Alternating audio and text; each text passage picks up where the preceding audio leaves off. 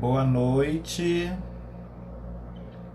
boa noite a todos, a todas, a todes. Estamos iniciando essa semana de lives com temas relacionados à diversidade sexual, em razão do mês do orgulho LGBTI, que é comemorado agora no dia 28 de junho, onde também faremos um ano da criminalização da homotransfobia no Brasil, a partir de uma decisão do STF que equiparou o crime de homotransfobia ao crime de racismo, sendo utilizada a Lei 7716 de 1989. Hoje nós vamos fazer um debate sobre diversidade sexual e racismo, como essas pautas se aproximam, se interseccionam, tem lutas conjuntas, com a presença do nosso presidente da Comissão de Igualdade Racial e Direito Quilombola da OAB, Dr. Peter Paulo. Estou aguardando ele entrar para a gente poder iniciar o nosso debate, nossas reflexões, um bate-papo informal, sem tantos termos técnicos. Ele acabou de entrar.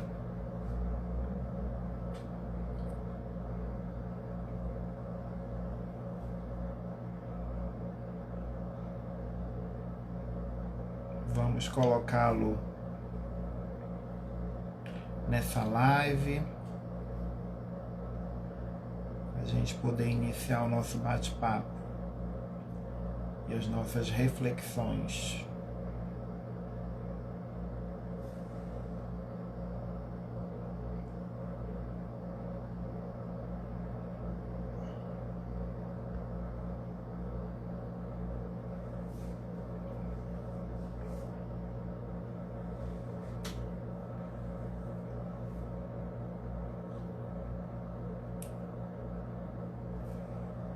Comissão de Direitos da Criança e do Adolescente aqui presente com a gente.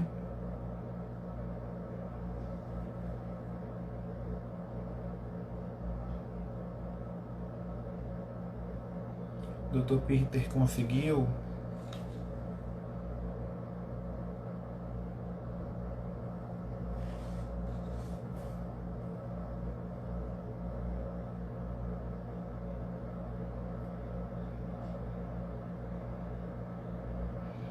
Olá, doutor Alamar. Abraços. Estamos iniciando o nosso debate sobre diversidade sexual e racismo. Só estou aguardando o Dr. Peter conseguir conectar.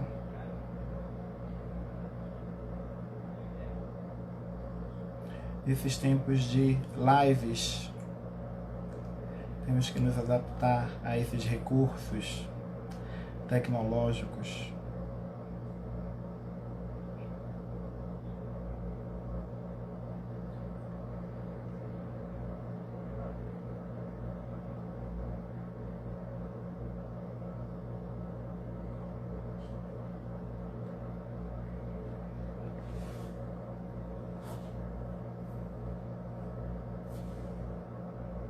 Vamos.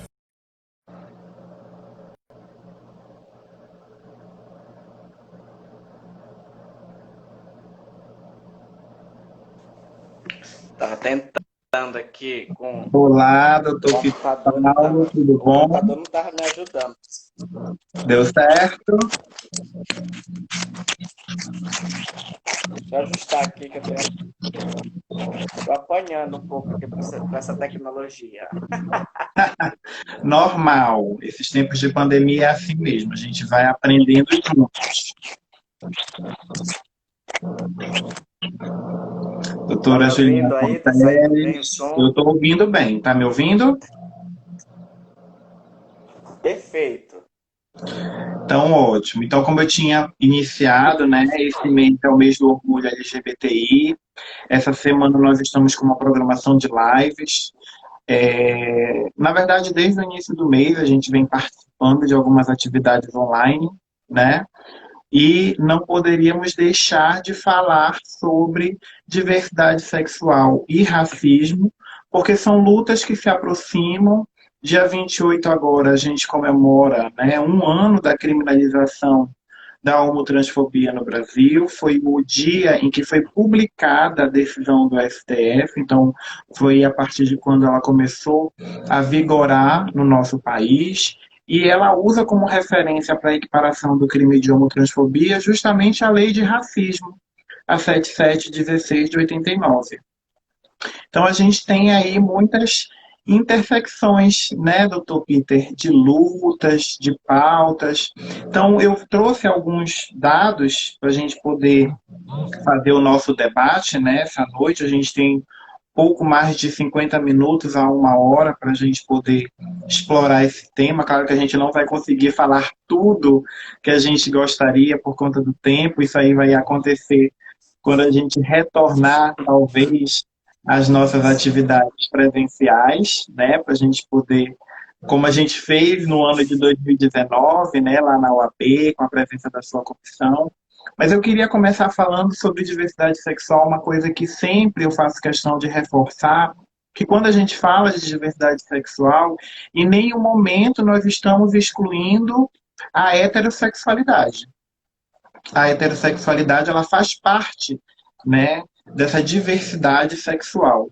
No entanto, nós compreendemos que dentro dessa diversidade sexual existem segmentos ou pessoas LGBTIs que são mais vulneráveis. E mesmo dentro da população LGBTI, nós vamos ter outras letras mais vulneráveis ainda.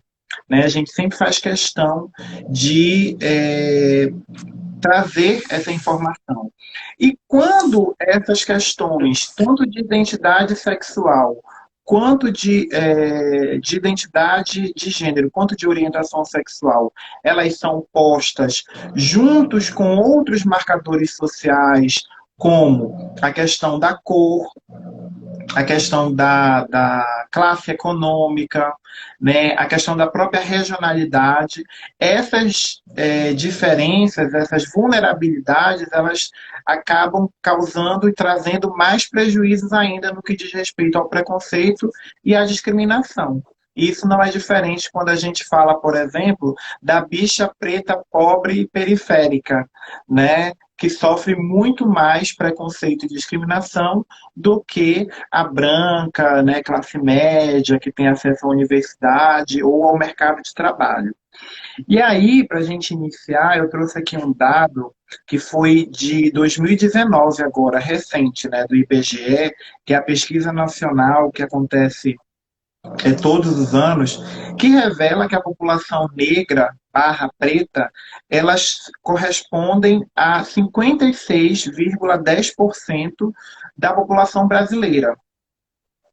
Revelou ainda que pela primeira vez a população é maioria no ensino superior.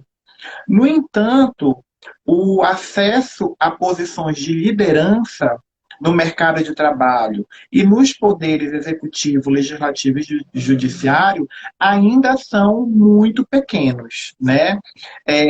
Essa pesquisa também revelou que ainda a maioria da população negra é desempregada ou ocupa subempregos, são as maiores vítimas de homicídio, são 60% da população carcerária e também aí eu coloquei com a minha redação, né?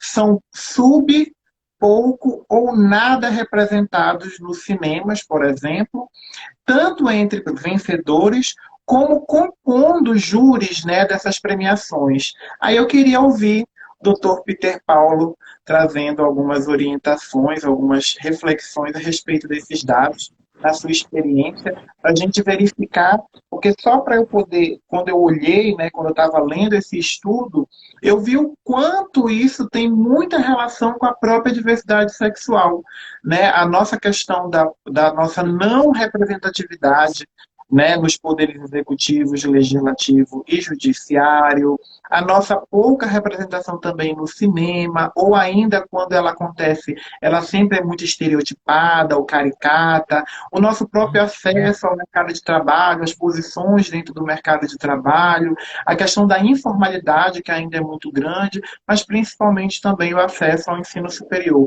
Então, os dados, apesar de falar especificamente da população negra, eles se assemelham muito com a realidade da população LGBTI.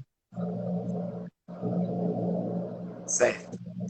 Para a gente entender, para a gente entrar nesse debate mais à frente sobre a questão daquilo que eu chamo até de racismo sexual, entre as várias interpretações do racismo, uma delas é essa questão do próprio racismo sexual, a gente tem que voltar lá atrás para a gente poder entender toda a conjuntura da formação da sociedade brasileira. Porque entendendo essa conjuntura dessa formação da sociedade e do Brasil, a gente consegue entender todo esse reflexo de estigmatização do preconceito, tanto racial quanto sexual, que é o fruto do que é refletido hoje na sociedade brasileira. Então, a sociedade brasileira, né, como a gente sabe, ela foi formada pela junção de três povos, o branco, o índio e o negro. Essa sociedade não se formou tanto de uma forma tão pacífica, porque hoje o Brasil é o segundo maior país em população negra do mundo, perdendo apenas para a Argélia, e o primeiro país do mundo em população negra fora da África, né? E como só que essa população se formou como? Através do tráfico, né? Através do processo de escravidão, que o nosso colonizador precisava de mão de obra, a mão de obra cativa não satisfazia o trabalho que precisava, principalmente dos plantations e da exploração do pau-brasil, então foram buscar lá na África os negros que foram escravizados e aí todo o processo da diáspora africana. Para a gente ter ideia, esse processo de escravização ele alterou até a rota dos tubarões no oceano, porque os tubarões começaram a nadar contra a maré devido à grande quantidade de negros que morriam por doenças, até mesmo pela questão da depressão, e que todo dia eram lançados ao mar. Mas assim, a gente tem que entender que a nossa sociedade brasileira hoje, o modelo padrão de sociedade, ela é heteronormativa e racista. E a questão da heteronormatividade que influencia na questão da LGBTfobia e do racismo são paradigmas tão semelhantes, porque o que acontece? O racismo no Brasil ele foi invisibilizado. Há muito se fala esse debate sobre questões de racismo, sobre questões raciais, embora essa luta seja uma luta histórica, bem antiga, mas esse debate que nós estamos tendo de falar sobre racismo é um debate bem atual, porque antigamente não se falava tanto de racismo. Para você ter ideia, você citou aí a Lei 7716 de 89, o verbete racismo, ele foi incorporado nos nossos dicionários, nas nossas enciclopédias, muito recentemente. Que antigamente nem se falava, o racismo não estava ali no dicionário, se falava em preconceito de cor. Tanto é que, se você for ler lá a Lei 7716, ela define os crimes resultantes do preconceito de cor. Ela não diz exatamente que é a lei do racismo. A gente chama hoje de lei do racismo, mas a temática, o nome dela não foi dada porque não se falava em racismo. Se falava sobre o preconceito de cor. Tanto é que nós temos um grande sociólogo chamado Florestan Fernandes, que ele dizia que o brasileiro é um povo engraçado, porque é um povo que tem preconceito de ter preconceito. Né? Lá em 2003, o IPEA foi fazer uma pesquisa e constatou-se que 98% das pessoas que foram entrevistadas diziam que elas acreditavam que no Brasil existiu racismo. Mas, em contraponto, elas diziam que não eram racistas. Então, assim, essa invisibilização é o que a gente chama o mito da democracia racial. O Brasil já foi modelo de estudo da Unesco, vieram aqui estudar para entender como era aquilo que eu chamo de racismo à brasileira. Porque se dizia lá fora, se vendia a imagem de que o Brasil era um paraíso racial, que aqui não existia esse negócio de racismo, de discriminação, não existia isso. A mulata era samba e pagode o ano todo, né? Mas a gente sabe que a realidade não é essa. E aí a Unesco veio aqui estudar e entendeu como era que se funcionava isso. Por que, que o modelo brasileiro é bem diferente do modelo norte-americano, do modelo sul-africano. Porque, por exemplo, lá nos Estados Unidos da América, embora a população negra represente 13% da população, lá é nítido e notório e eles aceitam, eles afirmam que existe o racismo. Enquanto aqui no Brasil existe essa questão dessa negativa do racismo. Não, racismo não existe. Racismo é coisa... Agora se fala muito sobre essa negativa, ela é tão presente na sociedade que hoje se diz que tudo é mimimi, né? Viramos a geração mimimi. Mas para a gente ter ideia como essa negativa do racismo está tão presente na sociedade, ainda nos tempos atuais, que nós temos um presidente de uma fundação de luta e de preservação da história do movimento negro, que ele afirma que ele não, que esse racismo é coisa que não existe. Ele vem afirmar que ele não tem nada a ver com a África. Nós temos aí, recentemente, aconteceu um caso de um procurador do Ministério Público que veio dizer que ele não tinha nada a ver com racismo porque ele não trouxe nenhum navio negreiro da África. Então, isso daí é esse modelo de democracia racial, de negativa do racismo, que ainda existe. Mas a gente falando sobre a questão sexual, a gente também tem na questão sexual uma invisibilização também da mulher negra enquanto protagonista, né?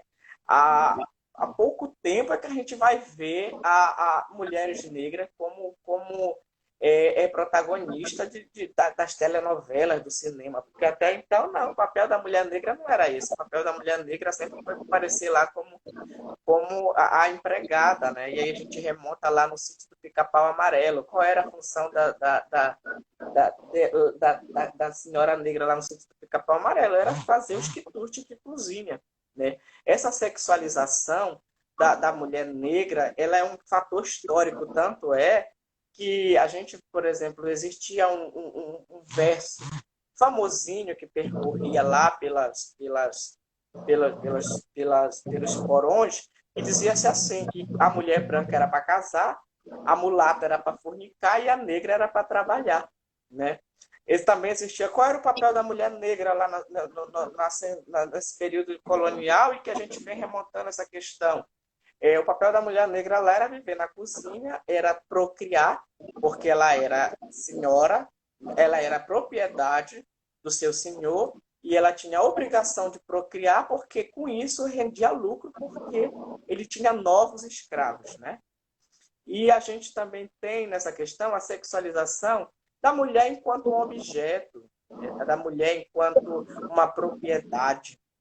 E esse estigma que a gente vem tentando há tempos assim lutar. Então, o que acontece? Qual é o papel da sociedade, né, e do Estado enquanto nessa questão racial? É apagar os negros. Mas apagar em que sentido? Apagar no sentido de justamente ocultar a sua história, ocultar os seus personagens. Os próprios livros de história, os personagens negros, eles não aparecem nos livros de história. Então, essa questão de se apagar os negros, a gente vê também dentro dessa temática sexual, porque a sociedade brasileira, que afirma ser patriarcal e tradicional, ela tenta também apagar as pessoas pela sua sexualidade, por esse modelo de heteronormatividade. Tanto é que que a gente vem de um processo eleitoral recente e a gente tinha que todo dia ficar lá batendo e desmentindo aquela questão do kit gay, né? Porque tentou se implantar na mente das pessoas que queria se implantar o que eles chamavam de uma ditadura gay no Brasil. E agora, recentemente, tem se falado muito sobre essa questão da ditadura negra, por incrível que pareça, né? Quando a gente vem falar, quando a gente vem clamar e dizer que vidas negras importam, as pessoas vêm criticar, mas todas as vidas importam. Realmente, todas as vidas importam. Mas por que a gente diz, olha, vidas negras importam? Por que é importante a gente trazer esse debate das vidas negras? Porque, por exemplo, se a gente for pegar os dados da violência contra a mulher, 71 das mulheres vítimas de violência doméstica são negras, né? Se nós formos olhar os dados, por exemplo, agora da pandemia, a maior parte da população que foi atingida pela pandemia, a maior parte das pessoas que vieram a óbito são pessoas negras. Se nós formos olhar ainda o início lá da pandemia, a primeira vítima no Rio de Janeiro da pandemia foi uma empregada doméstica negra, Exatamente. né?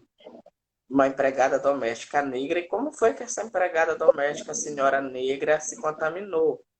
A sua patroa veio de uma viagem da Itália, né, já contaminada, indetectável, e passou o vírus para esta senhora que veio a óbito. Então, a gente pode ver, é um debate constante, que esse genocídio da população negra, ele não ficou retido, não ficou exclusivo lá no tempo colonial. Esse genocídio da população negra continua até nos dias de hoje. Continua quando a gente vê as mulheres negras sendo vítimas de violência doméstica, quando a gente vê a população negra sendo vítima da pandemia, sem muitas das vezes ter necessidade até de ter assistência médica e assistência medicamentosa, né? As políticas públicas, de modo geral, né, doutor Paulo?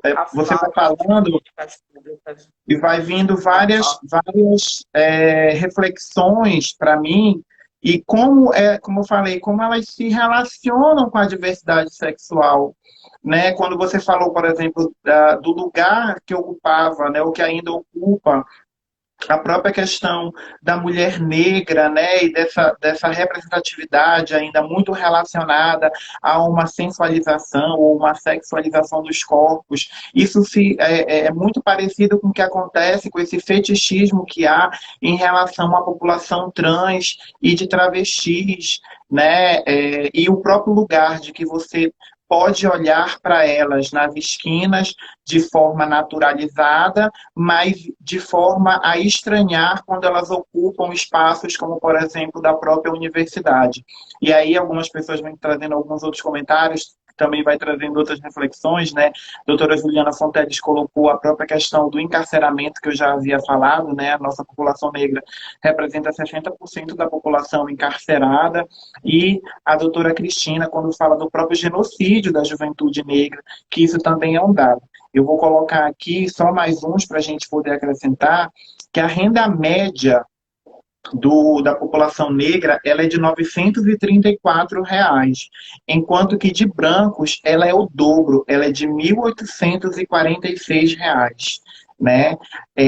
Os 10% mais ricos no Brasil, apenas 27% são negros. E no poder, né, quando a gente está falando dos poderes, principalmente no sentido de representatividade, os deputados federais, de acordo com as últimas eleições, né, de 2018, deputados federais representam 24,4%, deputados estaduais 28,9%. E nas eleições de 2016, enquanto vereadores, a população negra ocupa 42,1%. Se a gente for olhar rapidamente, o cenário das eleições municipais, elas são até um pouco melhores do que no âmbito estadual e nacional, né, de modo geral. Mas quando a gente olha para a justiça, aí realmente os dados são estarrecedores. Primeiro porque a pesquisa mais recente ela é de 2013, então já mostra que ela está totalmente defasada, né, de acordo com o CNJ. E aí nós temos ainda a questão dos pardos, né? Então são 14,2% são pardos na justiça, enquanto 1,4% são pretos. E 83%, 83,8% são brancos no sistema de justiça. Nos tribunais superiores, esse número ainda é menor. É 1,3% pretos e 7,6% de pardos. E no STF, nós temos que ocuparam a cadeira de presidente ao longo da nossa história, apenas 3 pessoas negras, né? E homens, na verdade. Pedro Leffer, de 1907 a 1921, Hermenegildo de Barros, de 1919 a 1937, e mais recentemente, em 2003, o Joaquim Barbosa. Então, realmente, eu sempre falo, quando a gente está refletindo essa questão, tanto da negritude quanto da diversidade sexual, o quanto é importante se destacar a importância da representatividade, do lugar de fala, e do quanto eu sempre falo que isso é uma falha gravíssima na nossa democracia, porque não há como a gente falar em democracia quando nós não temos, de fato, boa parte da população ocupando esses espaços de poder, de tomada de decisão e, principalmente, que dizem respeito à vida das pessoas. Porque quando nós estamos falando que mulheres negras estão morrendo, nós estamos falando de vida. Quando a gente está falando que boa parte dessa população não está conseguindo acessar a saúde, a educação, a assistência social, nós também estamos falando de vidas negras, de invisibilidade e de genocídio. Quando a gente ainda está falando de negros, a gente ainda tem esse marcador social e alguns dados que revelam. Mas quando a gente avança para a diversidade sexual, esses dados eles são inexistentes, porque nós nem temos esse controle a respeito da população LGBTI. Né? Por exemplo, na própria questão das notificações do assassinato de pessoas LGBTIs, não existe um campo no sistema que identifique essa motivação. E a própria investigação dessas motivações, elas acabam ficando muito ou subnotificadas, ou invisibilizadas, ou observadas pela autoridade policial de forma subjetiva. Acontece, por exemplo, no nosso caso, mesmo de 2019, nós tivemos 29 assassinatos. Foi um recorde, né, no número de assassinatos ocorridos no estado do Pará, em comparação a 2018, por exemplo. Mas isso só são os dados que realmente chegaram ao conhecimento por meio dos canais de notícias. Porque, oficialmente, nós não temos, pelos dados da Secretaria de Segurança Pública, a identificação desse marcador. Né? E isso faz com que nós tenhamos uma subnotificação. Além do fato dos movimentos sociais denunciarem a crescente violência contra a população LGBTI no interior e que também acaba não sendo registrada, né? O que também não é muito diferente do que acontece nas periferias com a população negra. Mas essa questão da gente ter essa ausência de negros no alto escalão, tanto da política como do judiciário, mas isso daí é um grande reflexo da questão da teoria do branqueamento que se implantou no Brasil. O que dizia a teoria do branqueamento? Que nós deveríamos colocar aqui, o lugar do negro ele deveria ser sempre ali na senzala, nunca na casa grande. Né? O Brasil deveria ser um país branco, porque tem até um livro chamado Onda Negra, Medo Branco, que ele trata muito bem essa questão, porque era o quê? Tinha-se um medo dessa questão dos negros ascenderem aos grandes graus, aos grandes cargos, por conta da questão do medo que se fazia do passado escravocrata. Tanto é que a princesa Isabel, quando assinou a Lei Áurea, não foi porque a princesa Isabel era tão boazinha assim, né? A princesa Isabel assinou a Lei Áurea porque a população negra já era o maior contingente naquele período, já vinha uma grandes pressões e movimentos sociais que vinham nessa questão, e então foi uma forma que o Estado encontrou. Essa questão dos negros não terem o acesso a grandes cargos, etc. O Supremo Tribunal Federal só tem até hoje 3 ministros negros. É um grande reflexo dessa política de visibilização da pessoa negra.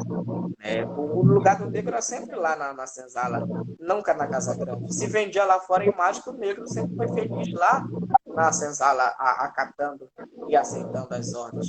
Tanto é que, assim, a questão de políticas mesmo, políticas públicas, políticas de inclusão do negro no seio social, é algo muito recente aqui no Brasil. Que pesa a questão do movimento negro ter uma influência, mas é muito recente. A gente só vai falar mesmo de políticas públicas voltadas para a população negra a partir de 2001, né, com a Conferência de Durban, que veio justamente para falar sobre essa questão de racismo, sexismo e todas as outras formas de discriminação, é quando a gente vai ter essa inclusão de políticas públicas para a população negra. Olha, para nós termos uma ideia, até algum tempo atrás, quando a Universidade Federal do Paraty, no seu processo seletivo, no programa de geografia, tinha lá um tópico chamado Formação da Sociedade Brasileira. E eles cobravam dois subtópicos, o branco e o índio. Era só o que era o negro não tinha. A gente só vai falar sobre estudo da história da cultura negra, africana e afro-brasileira a partir de 2003, com a Lei 10.639. Só é a partir desse período que a gente vai falar sobre essa questão que nós já vamos. E só em 2010 é que a gente vai ter o Estatuto da Igualdade Racial, que a gente está lutando e ainda na luta para que sejam implementadas políticas públicas realmente de fato. Só o que a gente tem dito, tem visto atualmente, é toda essa questão dessa desconstrução de políticas públicas, não só para a população negra, mas para a população LGBTI, para as pessoas com deficiência, né? Porque atualmente tem-se uma ideia de que tem que se destruir essas políticas públicas por conta de que é coisa de outros governos, de governos passados, né? E prega-se muito essa questão da igualdade, né? Mas a gente sabe que é o pé da letra, o princípio da igualdade diz que nós devemos tratar os desiguais nas medidas das suas desigualdades, né? Aí a gente tem que ver aonde é que está a população negra. A população negra está na região periférica, né? Essa região periférica tem saúde, tem saneamento. Como é que toda essa questão mesmo de política pública de Estado? Mas a gente tem visto, além disso, além dessa falta de política pública, um aumento crescente da violência contra a população negra. E aí eu digo da violência do Estado, né? Da violência policial, e não é só lá no Rio de Janeiro, não, é aqui em Belém do Pará mesmo. Nos últimos 15 dias, a Comissão de Igualdade Racial recebeu 3 denúncias de pessoas que foram vítimas de violência policial e, coincidentemente, 2 deles foram no mesmo dia, praticamente no mesmo horário, só que em bairros diferentes, vizinhos. Então, o que a gente percebe que a polícia, não querendo generalizar, mas parece que a polícia está na rua agora mesmo para agredir a população mesmo, né? E quem é que é mais vítima disso? Justamente a população negra, justamente essa população. Então, toda essa questão, João Jorge, de invisibilização não é só hoje da população negra, mas a população negra, as pessoas com deficiência, a própria população LGBTI. Por quê? Porque criou-se esse padrão no Brasil que a gente tem que dizimar a questão da história desse povo, né?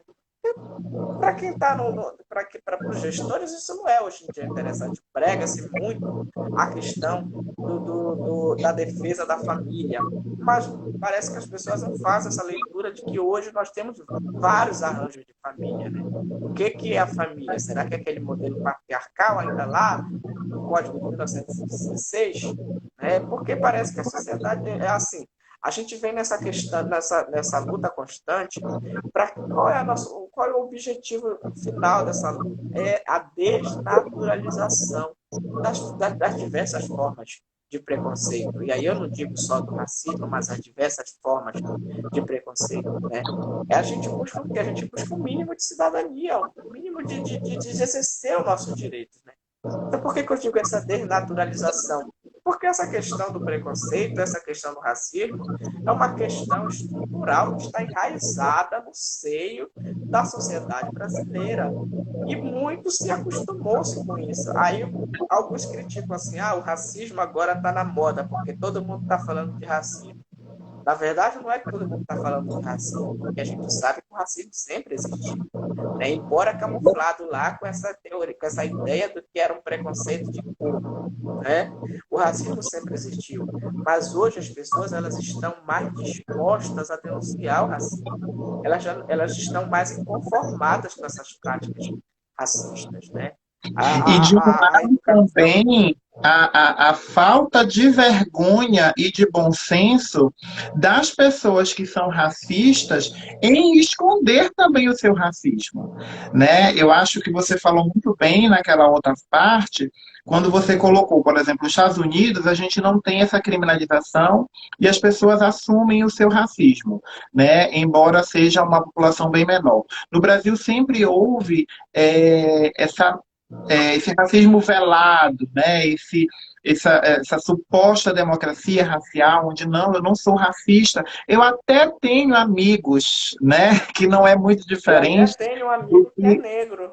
e isso, eu até tenho amigos que são negros, eu até tenho amigos que são LGBTIs, eu não tenho. Mas quando realmente a gente vê a questão da própria mobilidade social dessas populações, a gente não consegue perceber a presença dos negros em todas as camadas. Eu sempre relato uma experiência minha que não é uma experiência boa, porque eu me senti extremamente assim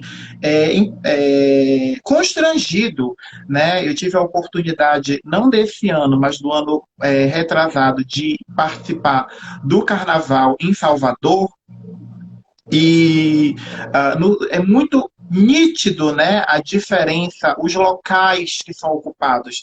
Em uma das noites, eu estava em um camarote na avenida, e eu olhei, foi assim nítido, e é interessante porque conforme a gente vai estudando, né, a gente está presente nesses debates de direitos humanos, e quanto mais a gente estuda, mais chato a gente fica, ou menos hipócrita a gente fica, né?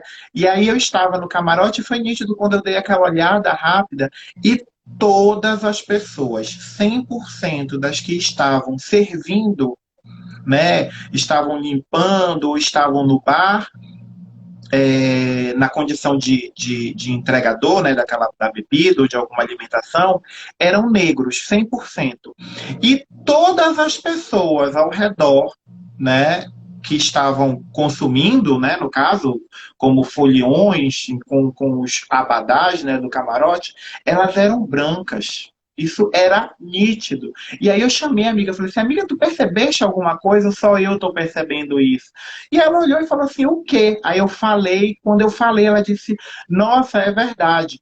E não é muito diferente quando você vai para o parapeito do camarote e olha a cor das pessoas que está dentro das cordas, né? Onde vai passando os trios elétricos, e as pessoas que estão fora dessa corda, né, que estão na famosa pipoca. Tem até uma foto emblemática, né, não é a mesma da minha visão que eu tive naquele momento ao olhar do camarote, mas é muito parecida a cor. Né? Os negros eles estão fora.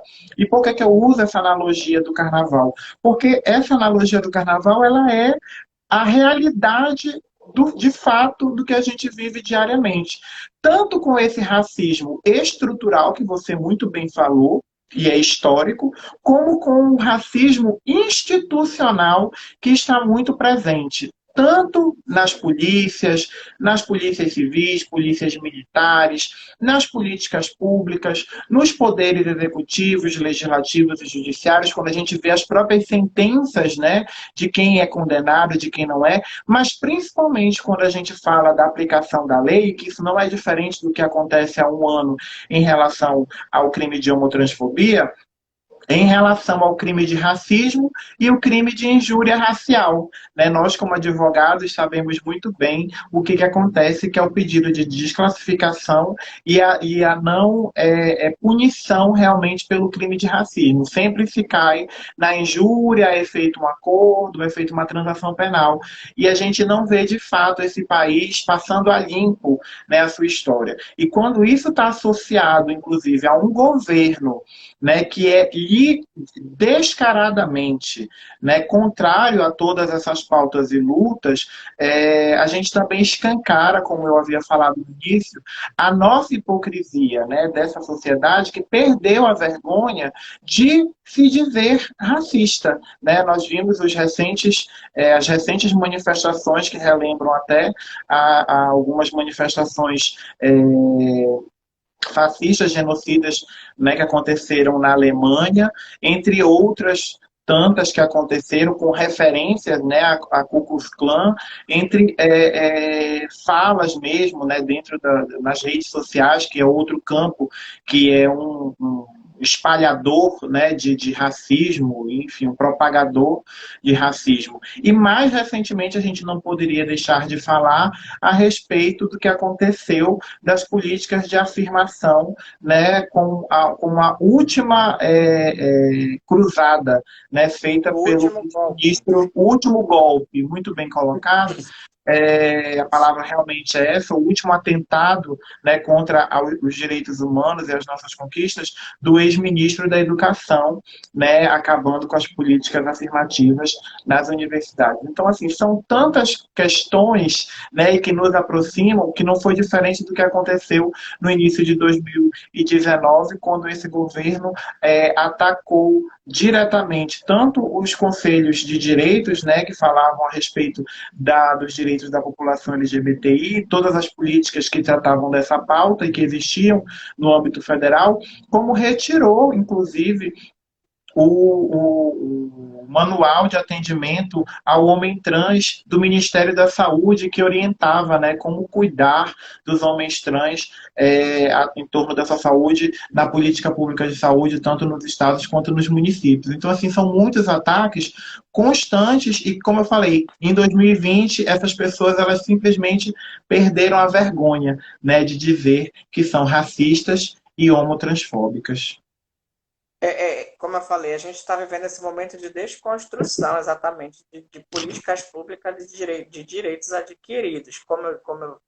Retornando, a gente só vai ter exatamente essa questão de implantação de políticas públicas a partir de 2001, com a Conferência de Durban. E aí, o que a gente conseguiu de avanços? A gente conseguiu justamente essa questão da implantação das cotas, né? E isso tem incomodado justamente as pessoas. Agora o racismo está velado, porque isso tem incomodado. A universidade pública ela enegreceu, né? Ela enegreceu porque os negros começaram a ter acesso à universidade pública. Eu, por exemplo, posso dizer que eu sou fruto dessa política social, né? Porque eu venho dessa questão, eu venho lá do interior de Barcarena, né? Tive a oportunidade de ser agraciado com essas políticas públicas e a gente vai conseguir, porque a pessoa negra ela tem um triplo desafio. O desafio de ser negro, né? E o desafio de mostrar que ele é negro e que ele é gente, né?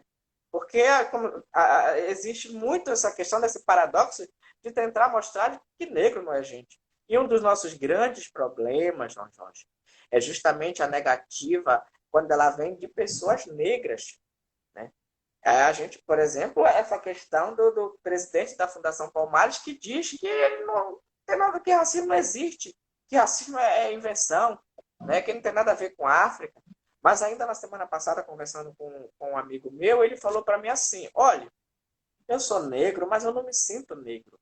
Porque eu sou negro, mas eu nasci numa família branca, eu estudei em escola de branco, eu tive uma educação de branca, eu tive privilégios brancos, né? Então, é pior ainda quando a gente vem, quando pessoas que se altamente não se reconhecem, não, parece que perderam a sua identidade, né? Como ele mesmo diz, ele teve privilégios brancos, então ele se sente negro de alma branca. E a gente tem um escritor chamado Fanon, que ele fala sobre isso, que ele diz que são pessoas negras com máscaras brancas. Máscaras Então, brancas, exatamente. Fanon é pessoas negras maravilhoso. pessoas negras de máscaras brancas. Então, o nosso maior desafio não é só com aquele que é racista, é com aquele que ele diz que não é racista, mas ele também não é antirracista, porque ele não se identifica, não se reconhece enquanto pessoa negra. É a mesma coisa, aquela negativa da pessoa que a gente viu, a gente nesse processo eleitoral, a gente viu quando a pessoa diz assim, eu sou GLBT, mas eu não concordo com políticas e privilégios para a população GLBT.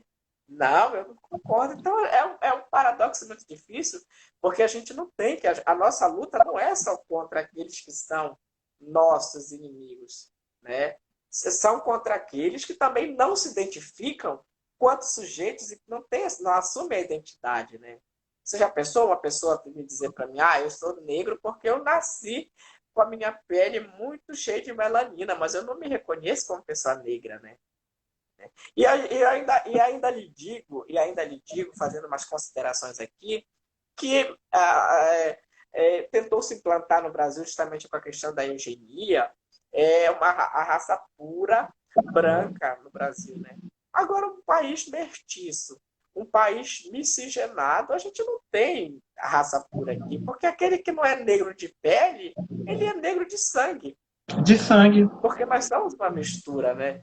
Então, é muito complicado essa luta, porque a gente não está lutando só contra quem é nós, a gente está lutando contra também aqueles que querem nos desestimular.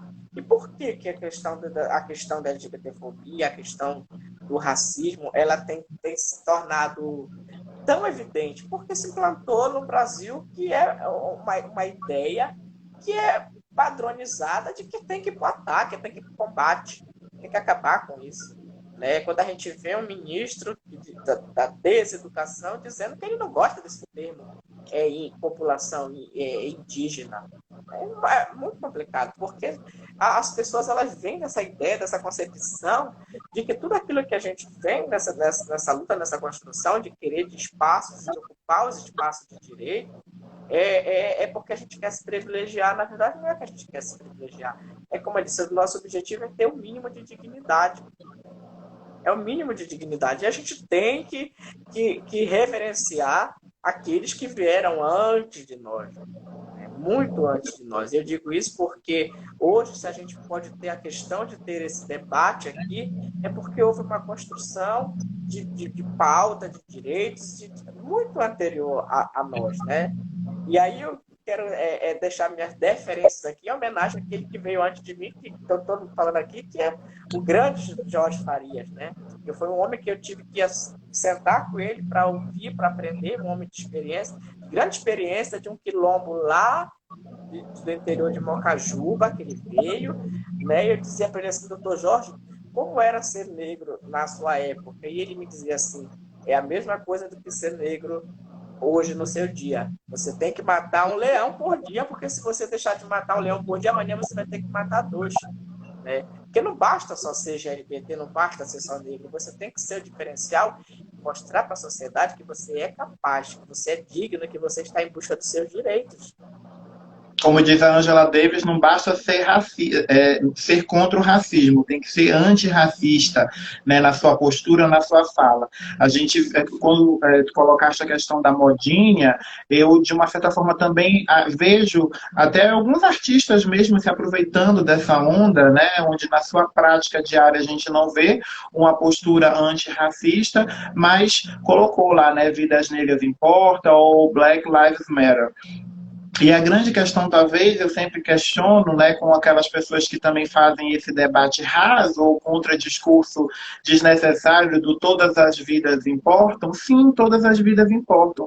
Talvez nosso problema seja no próprio português, porque nos Estados Unidos, o Black Lives Matter, ele consegue compreender perfeitamente que quando a gente está falando que vidas negras importam, a gente não está dizendo que vidas brancas não importam, mas nós estamos dizendo que dentro desse cenário, nós estamos tendo acesso aos dados e visualizando na prática que as vidas negras não estavam tendo importância alguma, estavam morrendo, estão morrendo todos os dias. Talvez o problema no português seja vidas negras também importam, tanto quanto as outras vidas, né? E que não esteja sendo dada a mesma importância como se deveria ter, tanto no devido processo legal, tanto na inclusão das políticas públicas, quanto no acesso acesso, né, a direitos e garantias, e como você colocou, o mínimo de dignidade, que na verdade não deveria ser o mínimo, deveria ser o máximo ou o igual, né, para todos, todas e todos. Só para concluir, a gente já vai chegando, né, quase nos 60 minutos, e para a gente não ser cortado pelo Instagram, eu queria deixar mais uma referência, além, claro, do nosso queridíssimo Jorge, né, como foi muito bem citado, que infelizmente, né, nos deixou. Tem uma pergunta rapidamente, doutor João Jorge, como avalia as políticas afirmativas implementadas até 2016 e seus desmontes? Bom, nós temos inclusive uma nota, né, Rezende? Foi publicada uma nota de repúdio da OAB, você pode procurar no nosso site, nas nossas páginas, a respeito disso. Nós repudiamos totalmente, né, a desarticulação e a retirada dessas políticas afirmativas, porque elas são necessárias para garantir um fôlego ou um patamar de igualdade para que todas as pessoas possam correr atrás de forma igualitária. É um grande problema. Mas uma outra referência é o Atlas da Violência de 2017, ele coloca que 75,5% dos assassinatos são de pessoas pretas ou pardas. E que a chance de uma pessoa preta ser vítima, ela é 2,5 vezes maior do que uma pessoa, de um jovem branco, né, um jovem negro. Tem 2,5 vezes mais chances de sofrer, né, uma violência do que um jovem branco. Então é muito importante que a gente tenha isso como parâmetro para poder compreender o que são vidas negras importam, e que luta é essa que nós fazemos, tanto a respeito, né, dos direitos humanos de modo geral, mas das nossas especificidades, dos nossos grupos mais vulneráveis, quando a gente avança a respeito da violência contra a mulher, e aí a violência contra a mulher negra, ela é mais acirrada, quando a gente fala, né, da luta contra a homotransfobia, mas sabendo que a bicha preta, pobre, periférica tem muito mais marcadores e vai sofrer muito É mais, discriminada, né? que Que tem não, que não, não, não, não eliminar. corresponde ao padrão social da sociedade brasileira. Isso, e que mais ainda, que nós estamos defendendo todas as vidas sem dúvida, mas que nós precisamos ter esse olhar, sim, diferenciado, de tratar os desiguais na medida das suas desigualdades, como a própria Constituição já estabelece. Nós não estamos fazendo nada que seja contrário ao que já prega a Constituição. O mínimo de leitura a respeito, né, desses artigos e das perspectivas de direitos humanos, qualquer pessoa vai poder compreender e vai ter o bom senso. E como eu sempre falo, se você não sabe, se você não compreende, não é vergonha nenhuma você admitir, correr atrás, buscar e ter acesso, né? E aí eu já aproveito para divulgar tanto os trabalhos que a gente vem fazendo, né? Quarta-feira agora nós vamos ter uma live a respeito de diversidade sexual pela ESA, né, pela Escola Superior da Advocacia. Na quinta-feira, no dia 25, nós temos uma outra live que vai ser com o Dr. Júlio, que é o presidente da Comissão de Diversidade Sexual lá da OAB Ceará, um grande amigo. Na sexta-feira, nós vamos ter uma pela UFOPA, que eu fui convidado também para poder contribuir com o interior do estado, e nós vamos seguindo a nossa programação de outras atividades, né, discutindo sempre fazendo esses recortes desses marcadores, tanto de raça, quanto de etnia, quanto de gênero, de vulnerabilidade, de desigualdade social. A nossa luta, ela é coletiva, ela não se encerra com as possíveis conquistas que aconteceram no STF. Ela é diária. E nós precisamos sim, como o doutor Peter colocou, nos unirmos e ficarmos vigilantes. Porque todos os dias nós temos, infelizmente, uma notícia de algum ataque a algum direito humano nosso conquistado pelos que nos antecederam, né, doutor Peter? Aqueles que vieram, que deram a cara a tapa, que, literalmente falando, que morreram muitas vezes nessas lutas e que faz com que hoje nós possamos estar aqui discutindo com vocês e tendo, inclusive, o apoio, né, e o reconhecimento dessas pessoas São os nossos mártires, são né? apoiadores. São os nossos mártires, né, sem dúvida.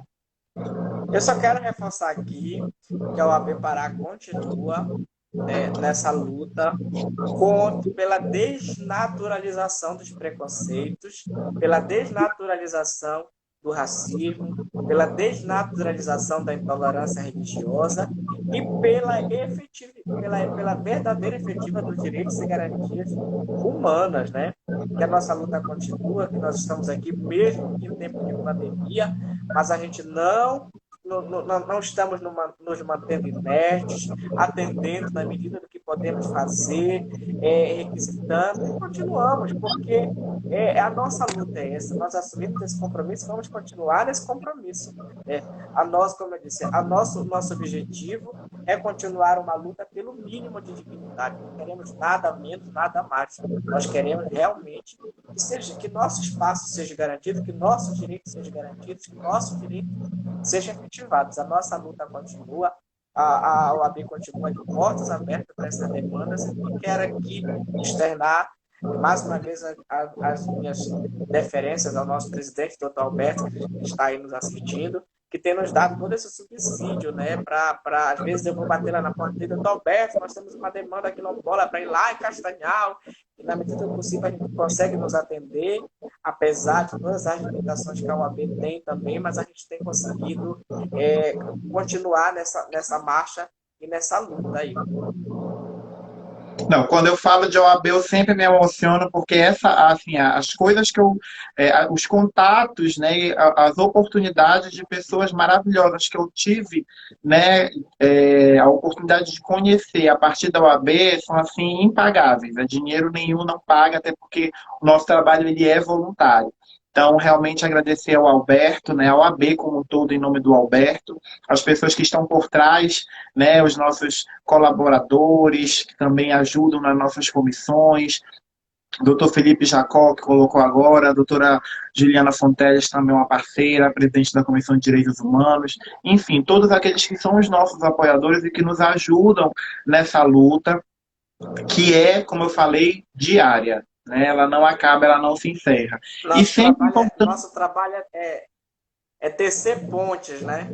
Sim, e as pontes que nós fazemos com essas pessoas dos outros estados. Nosso Brasil é muito grande, né? E aí, querendo ou não, a OAB me oportunizou, que tenho certeza que oportunizou a você também, essa união, nessa intersecção dessas lutas, dessas pautas, desses debates. Então, sem dúvida, o espaço, a liberdade que a gente tem na OAB, essa última conferência que teve da Jovem Advocacia foi assim, muito, muito, muito importante, né? Quando a gente consegue fechar um grande evento com uma visibilidade nacional, e aí eu que estou em alguns grupos, né, de advogados de outros estados, eu vi a grande repercussão realmente, aproveito novamente para parabenizar, e que nós possamos continuar. O Pará, ele é um protagonista, né, dessas lutas, é uma referência, né? Ele é uma referência para todos os outros estados. É muito legal quando outros colegas vêm e falam assim, nossa, vocês aí no Pará estão arrasando, eles estão fazendo isso, as artes, às vezes, que a gente consegue fazer pelas com. Isso é muito importante, sem dúvida. E aí eu agradeço, óbvio, e me sinto orgulhoso de fazer parte dessa gestão. Já fazia da mesma gestão, né, passada, porque eu era o vice-presidente da comissão, agora nessa, atualmente, como presidente, e que vou continuar sempre na minha militância, na minha luta, né, defendendo aquilo que eu acredito e junto, né, com vocês, com a luta contra o racismo, contra a violência contra a mulher, contra a homotransfobia, entre todas as outras pautas que a gente faz, a própria violência contra crianças e adolescentes, que é uma outra área também que eu atuo por conta do meu trabalho na política de assistência social enquanto psicólogo, enfim. A luta ela é diária, ela é coletiva e juntos somos mais fortes. Eu espero realmente do meu coração que esse ano a gente consiga, né, por meio das eleições municipais, dar uma resposta verdadeira de que democracia, de que futuro, né, e de que representatividade nós queremos para o nosso país, para a nossa cidade, para o nosso estado. Eu agradeço imensamente, né, a participação de todos. Eu vi que foram muitos comentários, eu não consegui acompanhar todos, porque conforme vai entrando alguém, vai subindo e o doutor Peter Paulo falando muitas coisas maravilhosas, eu também queria acompanhar. Mas quem tiver alguma dúvida, alguma sugestão, por favor, a gente tem vários grupos de WhatsApp, entre em contato também pelo direct, sigam as nossas redes sociais, acompanhem o nosso trabalho, porque ele continua aqui e sempre. Beijos, viu, gente? Tchau, doutor Peter. Vai acabar. 27 Obrigado. segundos restantes. Tchau, tchau.